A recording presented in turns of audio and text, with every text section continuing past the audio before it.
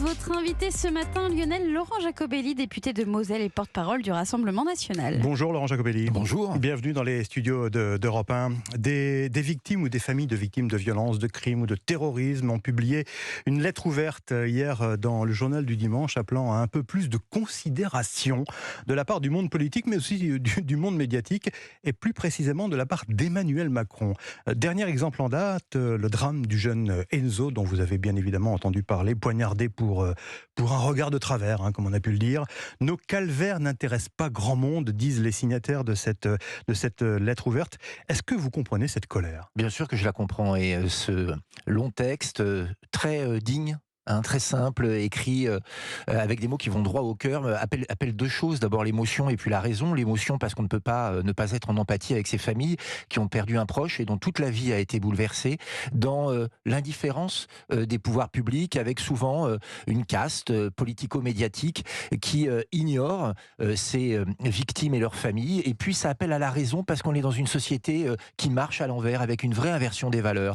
C'est-à-dire que le sort des honnêtes gens qui se font agresser par des voyous, les victimes de l'ensauvagement de la société, n'intéressent pas les belles âmes, n'intéressent pas les bien-pensants. Cette indifférence, ou en tout cas vécue comme telle, elle tient à quoi selon vous ? Elle tient à cette inversion des valeurs, c'est-à-dire qu'il y a aujourd'hui une espèce de masochisme sociétal de la part d'une certaine élite, plutôt à gauche d'ailleurs, certains journalistes et certains décideurs politiques.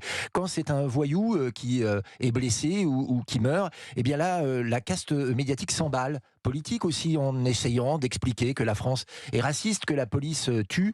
Mais en revanche, quand c'est une victime de ces mêmes voyous, là tout le monde se tait. Pourquoi est-ce qu'ils se taisent ? Probablement parce que c'est l'aveu de l'échec de leur politique, l'aveu de l'échec du laxisme judiciaire, l'aveu de l'échec de la victimisation des voyous. On est dans une logique de l'excuse et qui fait qu'on oublie les victimes et qu'on s'attache à trouver des explications aux actes les plus innommables. Il faut remettre les choses à l'endroit, alors protéger les victimes et arrêter les voyous. Peut-être, Laurent Jacobelli, peut-être, mais ce type de revendication, aussi compréhensible soit-elle, ne risque-t-elle pas de créer une sorte de concurrence victimaire ? Juliette Méadel, qui est l'ancienne secrétaire d'État socialiste, considère que l'expression de ces victimes est juste et pondérée, mais qu'il ne doit pas y avoir de hiérarchie des victimes. Mais je suis d'accord. Quand Olivier Véran appelle le jeune Eddy, qui a été, vous le savez, victime, attaqué par un flashball, mais qui n'appelle pas la famille du jeune Enzo, on peut se poser la question, de ce deux poids deux mesures. On peut se demander pourquoi, à chaque fois que quelqu'un qui échappe à la police ou qui est pris